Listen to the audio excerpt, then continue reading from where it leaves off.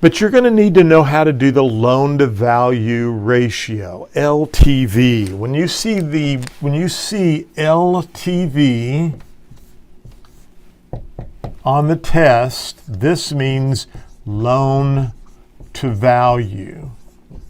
And a lot of times they'll refer to these as an LTV ratio or a loan to value ratio. And what are we talking about there?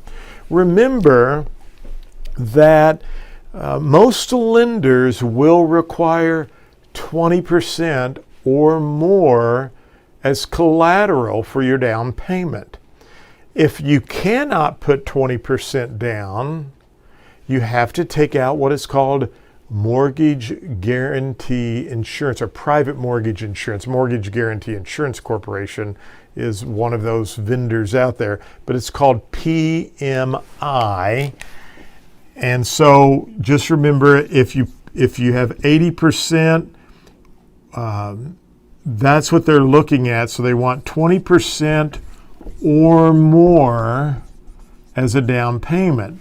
If you put less than 20%, then the lender requires what we call this PMI, private mortgage insurance. You need to know that for the test. And what is that? It insures the lender in case you default. It's much harder to foreclose on real estate than it is to go and pick up your car, okay?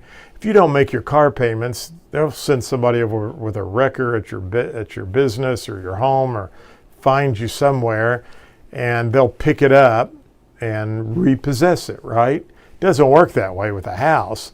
In fact, some states like Florida, it takes a long time because they have to go through the court process to be able to foreclose. I was just speaking last week at Marco Island in Florida, and I had my RPR app and I pulled it up on my phone, and there were like a lot of foreclosures in the area. But it didn't surprise me because in Florida you have to go to court in order to foreclose. They use what's called the mortgage state. We talk about mortgage, two parties, a mortgagor, the borrower, and the mortgagee, who's the lender. Well, if the lender needs to foreclose, they have to go to court. What does going to court tell you right off the bat? It could take a long time. Sometimes in some of those states, it could take up to a year or longer because you get a court date and then the attorney has to file something to postpone it. You have to set a new court date. It can be really complicated in that respect. And so foreclosure takes a little bit longer. And in Missouri, in some states where we use a deed of trust, there is that power of sale clause that we talk about. These are all on the test that I'm telling you. The power of sale clause, which says that the trustee who's working for the bank, who's the beneficiary, they can just exercise that power of sale clause, start the foreclosure proceedings, advertise the sale, and within 21 days, it takes longer than that because of the advertising, but literally within 45 to 60 days, they can foreclose and get the property back. So you need 20% or more down. If you don't have that much down, then the government says to the bank, because banks are regulated by the government, you need to take out insurance. And it's a much bigger deal, the home. So private mortgage insurance just insures the bank in case the borrower defaults. And why are they requiring that for less than 20%? Because it's easier for people to walk away if they don't have a lot of skin in the game. Is that what they say? Okay. If you don't have much holding you to the property, committing you, then, you're probably not going to do as well. It's interesting, a side note, I think it's a good analogy for this. I had a broker, great friend of mine, and he was always paying for students to go to my live real estate school. This was years ago. And none of those students would ever, very rarely, pass the examination. And I used to tell him, please don't pay their way because they're not taking it seriously. They didn't have any skin in the game. Same way with buying a home. If people get a home with no money down, and times get a little tough, they just walk away from it. And then the bank has to go in, paint, clean it up, keep the grass mowed, put the utilities, the insurance, and try to resell that property. So less than 20% have to put private mortgage insurance down. I know this was a long, drawn-out scenario, but you're going to be tested over that. And I want you to understand the rationale, because remember, some of the test questions are application and analysis.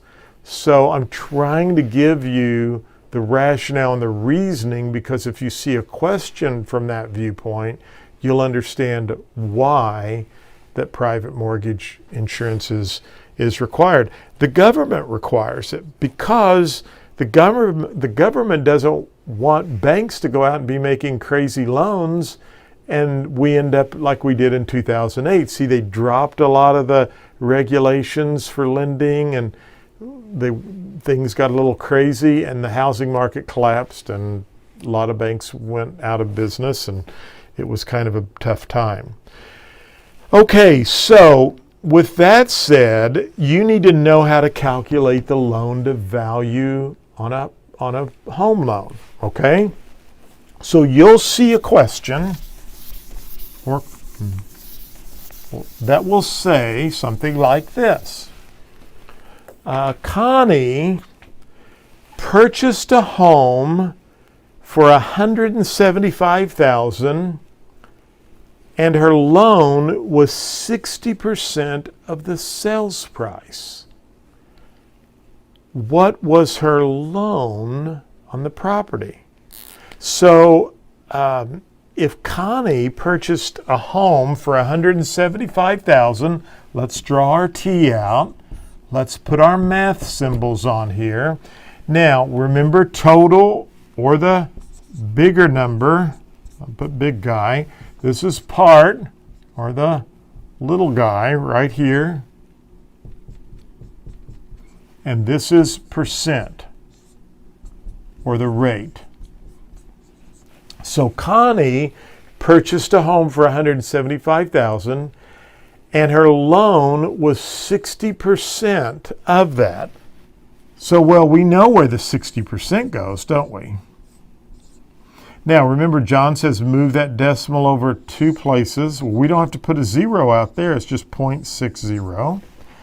And where does the 175 go? Well, we're solving for what was her loan amount.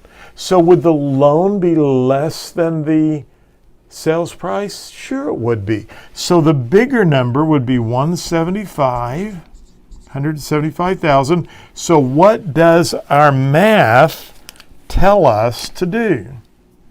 Our math says we need to multiply.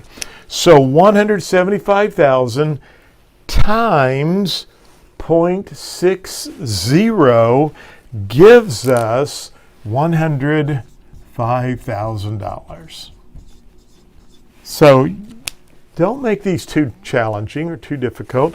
Just use this T problem. Think in your head, where does the bigger number go or the smaller number go? And then you can solve those in that respect, okay?